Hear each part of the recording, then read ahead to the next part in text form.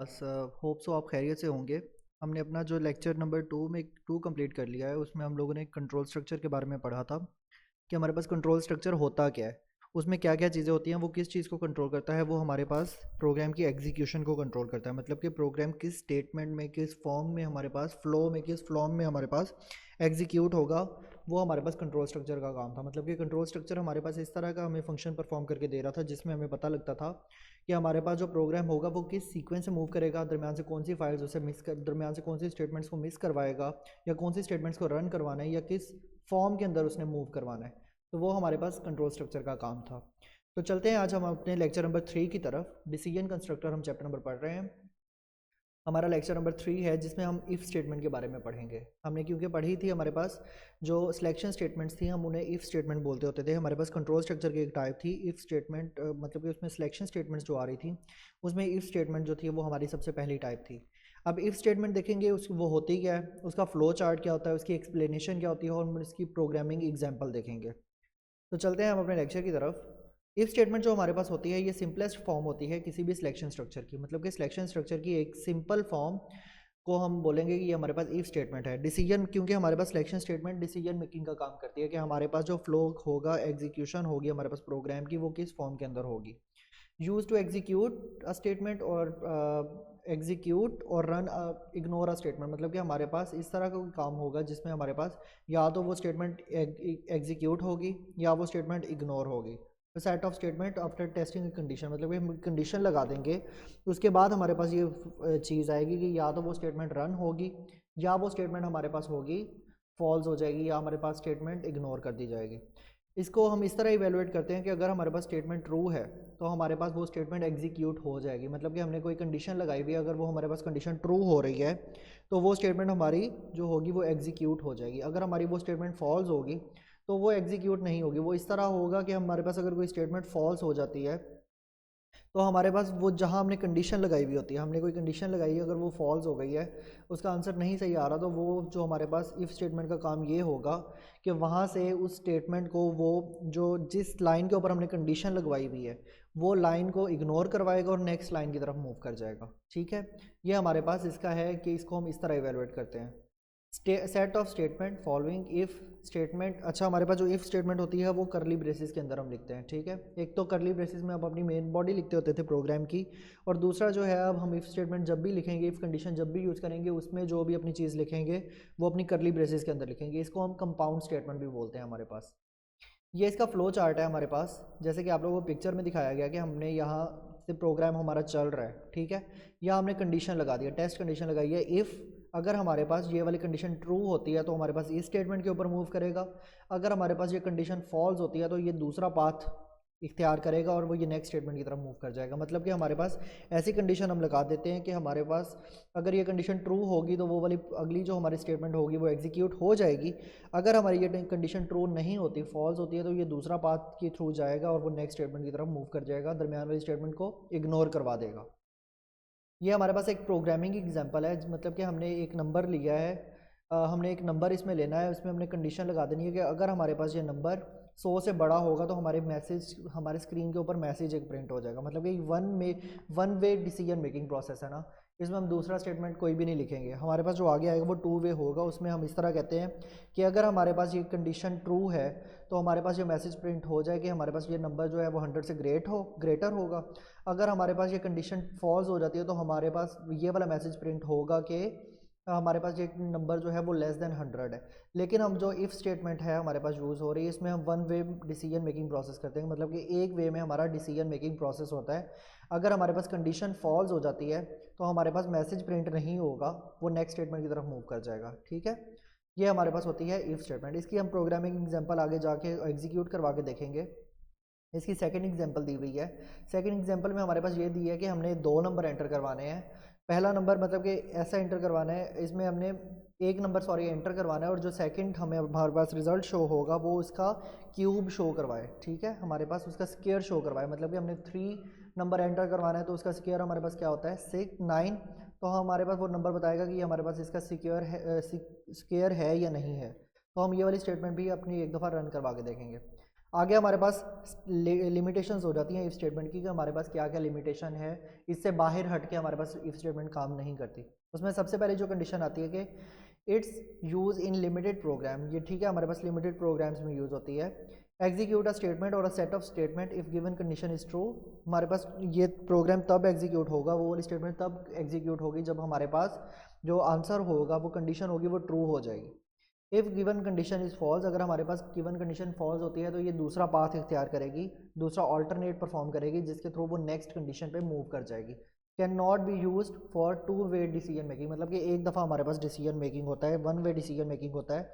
तो हमारे पास इस तरह होगा कि अगर हमारे पास कंडीशन ट्रू होती है तो वो एग्जीक्यूट हो जाएगी, अगर हमारे पास वो फॉल्स होगी हमारी कंडीशन तो वो नेक्स्ट स्टेटमेंट पे मूव कर जाएगी। To execute one statement if given condition is true and the sort of, ये हमारे पास लिखा है कि अगर हमारे पास कंडीशन ट्रू हो जाती है तो वो एग्जीक्यूट होगी, अगर फॉल्स होगी तो वो हमारे पास नेक्स्ट स्टेटमेंट पे मूव कर जाएगी, ठीक है, ये वही चीज़ है। No message will be displayed on screen, हमारे स्क्रीन के ऊपर कोई भी मैसेज डिस्प्ले नहीं होगा। तो इस सोल्यूशन को हल करने के लिए, मतलब कि हमारे पास अगर कंडीशन फॉल्स हो जाती है तो हमें कुछ ना कुछ आंसर भी तो चाहिए हो ना, हम चाहते हैं कि हमारे पास अगर कंडीशन फॉल्स आ जाती है तो हमारे पास एक मैसेज प्रिंट हो जिसमें हमारे पास लिखा हो कि ये हमारी कंडीशन ट्रू है या फॉल्स हो, ये हमारी कंडीशन फॉल्स हो गई है। तो उसके लिए भी हम एक स्टेटमेंट प्रिंट करवाना चाहते हैं, तो उसके लिए हम जो स्ट्रक्चर यूज़ करते हैं, जो कंडीशन यूज़ करते हैं, वो इफ़ एल्स की कंडीशन यूज़ करते हैं, जो हम आगे जाके पढ़ेंगे। इफ़ कंडीशन में सिर्फ हमारे पास ये होगा कि वन वे डिसीजन मेकिंग होगी, इसमें हम सिर्फ देखेंगे कि हमारे पास ये चीज़ परफॉर्म हो रही है तो ठीक है, नहीं तो नेक्स्ट स्टेटमेंट की तरफ मूव कर जाएगा हमारा प्रोग्राम। इसकी भी एक प्रोग्राम है, ये हम आगे जाके रन करते हैं। तो सबसे पहले चलते हैं अपने कंपाइलर की तरफ।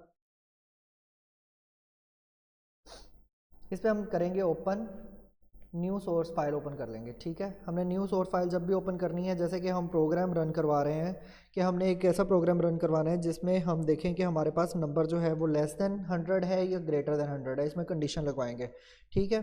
तो हम इस प्रोग्राम को कोई भी नाम दे देते हैं, 1.cpp नाम देते हैं, या अपनी ईजी अपनी आसानी के लिए कोई भी आप नाम दे सकते हैं। तो हमारे पास ये कंपाइलर रन होना स्टार्ट हो जाएगा। पुराने प्रोग्राम को हम क्लोज़ कर देते हैं। सबसे पहले हम यहाँ लिखेंगे अपनी जो होगी हेडर फाइल्स। हमारे पास हेडर फाइल्स कौन सी थी, आप लोगों को पता है, हमने हेडर फाइल्स काफ़ी दफ़ा परफॉर्म की हैं। Hash include stdio.h। Second statement हम देखते हैं, हैश इंक्लूड console.io.h। उसके बाद हम आ जाएंगे अपने मेन फंक्शन की तरफ, जो कि है हमारा void main।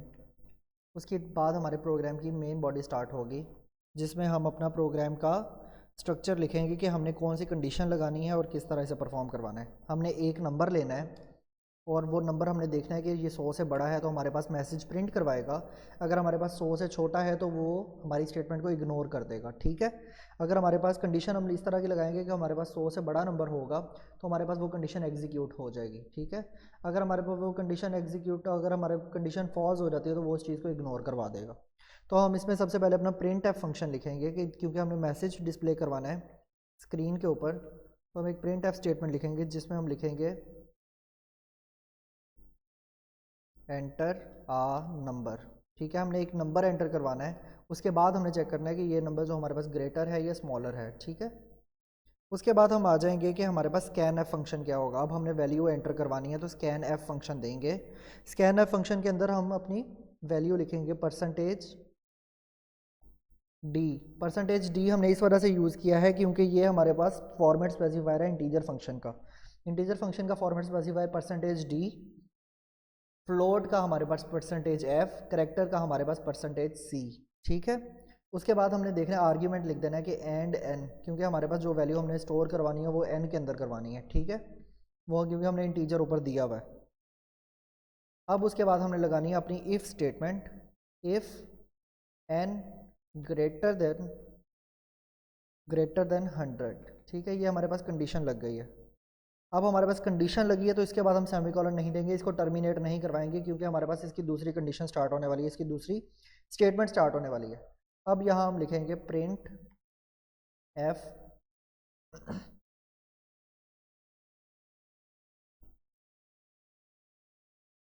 Number is greater than 100 उसके बाद हम लिख देंगे \n। \n हम इस वजह से यूज़ करेंगे क्योंकि हमारा मैसेज जो होगा वो नेक्स्ट लाइन के ऊपर प्रिंट होगा। उसके बाद हम चलते हैं अपना गेट सी एच प्रोग्राम देंगे, गेट सी एच फंक्शन देंगे कि हमारे पास गेट करेक्टर करे।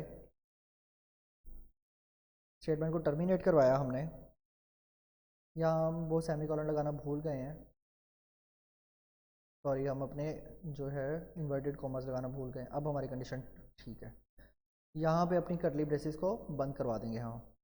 उसके बाद हमने ये प्रोग्राम को सेव कर लिया है। अब हम इसे कंपाइल करके देखते हैं, हमारे पास कोई एरर नहीं आ रहा। अब हम इसे एग्जीक्यूट करेंगे, ठीक है एग्जीक्यूट हो गया।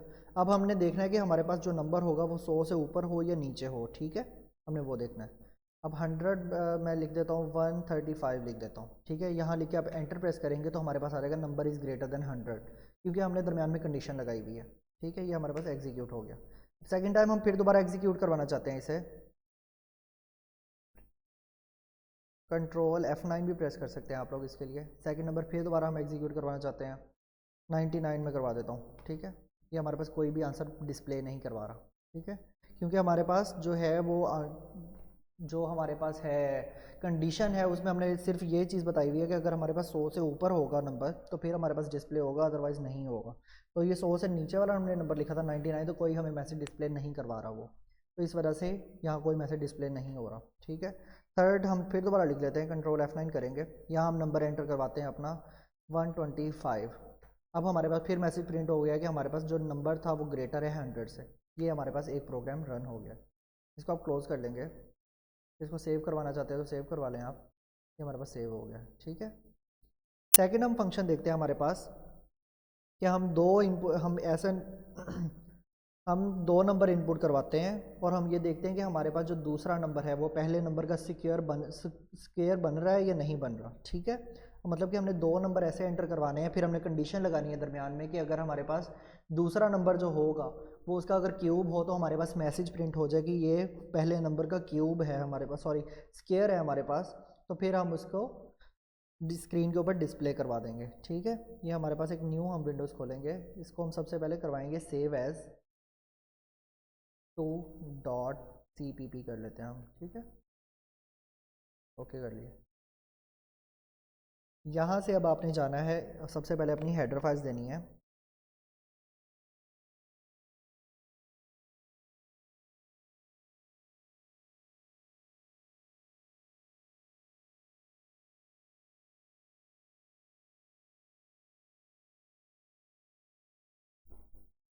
उसके बाद अपना मेन फंक्शन जो कि हमारे पास है वॉइड मेन, उसके बाद जाएंगे हम लोग कर्ली ब्रेसेस ओपन करेंगे। अब यहाँ से हमारे प्रोग्राम की मेन बॉडी स्टार्ट होगी। हमने सबसे पहले इंट लेना है, नंबर 1 ले लिया हमने, मतलब कि दो नंबर एंटर करवाने हैं, तो n1 नंबर 1 का हमने नाम दे दिया, दूसरे नंबर को हमने num2 का नाम दे दिया, ठीक है। हमने दोनों इंटीजर वैल्यूज ही इनपुट करवा लेते हैं फ़िलहाल। उसके बाद हम चलते हैं यहाँ क्लियर स्क्रीन पे चले जाएंगे, क्योंकि हमारे पास अगर पुराने रिज़ल्ट कोई भी शो हो रहे हों तो वो हमारे पास स्क्रीन के ऊपर जो होंगे क्लियर हो जाएं, बिल्कुल रिज़ल्ट हमारे पास कोई भी शो ना हो, ठीक है। क्लियर स्क्रीन का फंक्शन दे देंगे हम। अगर हमारे पास कोई पुराने रिज़ल्ट इसके ऊपर सेव हैं तो वो हमारे पास इग्नोर करवा के क्लियर करवा के हमारे पास एक ब्लैंक स्क्रीन हमें शो करवाए। उसके बाद हम दे देंगे अपना प्रिंट एफ का फंक्शन, जिसमें हम एक नंबर एंटर करवाएंगे,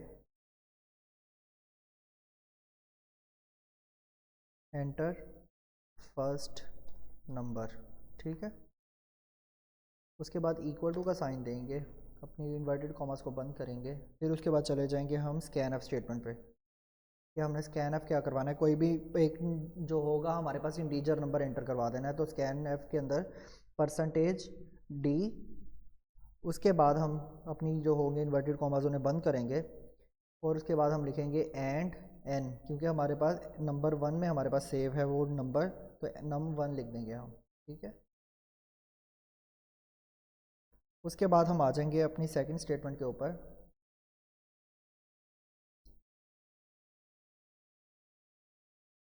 उसके बाद आ जाएंगे हम अपनी सेकंड स्टेटमेंट के ऊपर,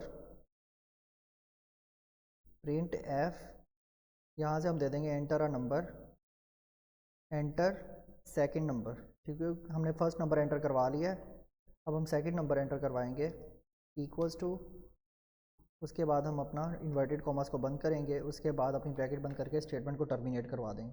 फिर स्कैन एफ का फंक्शन देंगे। स्कैन एफ के फंक्शन के अंदर हम दूसरी वैल्यू जो है वो इनपुट करवाएंगे। हम दूसरी वैल्यू को, इंटीजर वैल्यू है क्योंकि, इसलिए हम परसेंटेज यहाँ डी लिखेंगे, परसेंटेज डी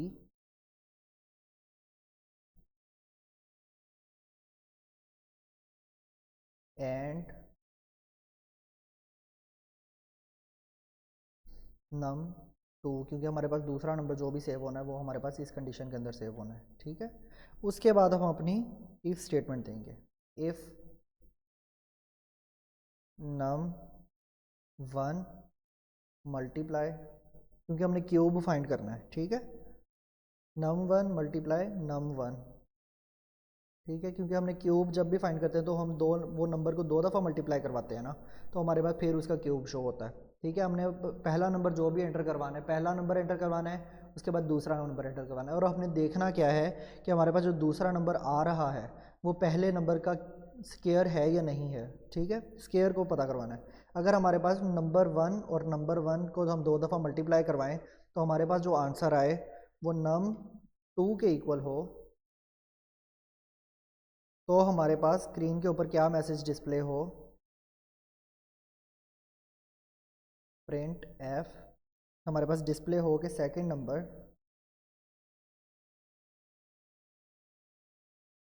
हम ये लिख लेते हैं, सेकंड नंबर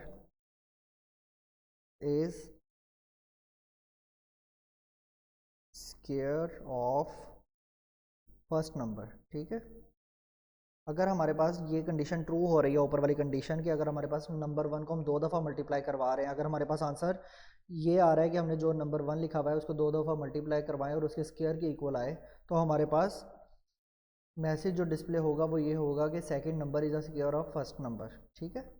अगर हमारे पास ये डिस्प्ले हो जाएगा तो उसके बाद अगर हमने देखना है कि अगर हमारे पास नहीं होगा तो ये वैसे ही हमारे पास ख़त्म हो जाए फंक्शन, तो हम यहाँ गेट करेक्टर का फंक्शन दे देंगे, क्योंकि हमारे पास वन वे डिसीजन मेकिंग है तो हमने एक डिसीजन मेक करना है यहाँ, ठीक है।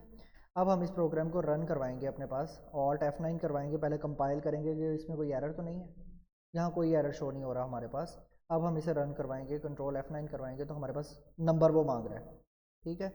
हमने यहाँ नंबर दे दिया कि 3, ठीक है।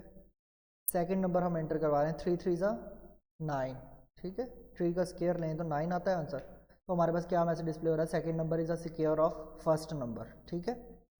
अब हम देखते हैं, दूसरी दफ़ा इसे रन करवा के देखते हैं।